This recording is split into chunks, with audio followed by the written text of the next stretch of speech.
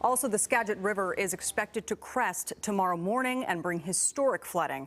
It's not the first time major flooding has happened in that area. This is actually video from 2003, where nearly 3,400 people had to be evacuated. And widespread flooding is expected once again when the river crests tomorrow morning. Fox 13 News reporter Frankie Thompson live at the Skagit River with more on how the community is preparing. Frankie. Aliana, we are at the Edgewater Park on the west side of Mount Vernon, and as you can see, the Skagit River has completely covered this entire space, and the forecast major flooding is still on the way starting tomorrow.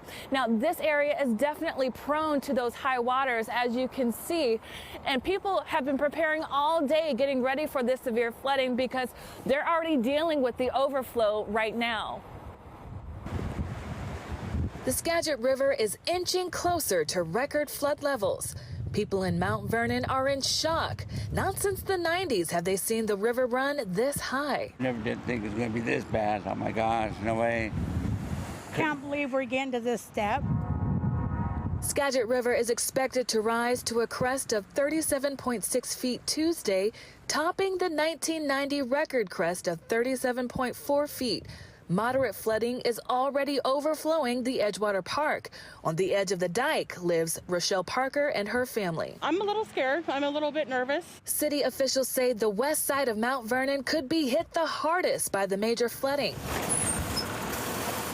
That's why several volunteers are moving fast to fill sandbags and deliver them to businesses and residents like Parker. That's what we should do, right? We should help our communities. Nothing you can do about Mother Nature. The only thing you can do is try to protect property and lives and things like that and help out your community. Everybody kind of helps everybody out, especially in this neck of the woods where catastrophe happens, you know.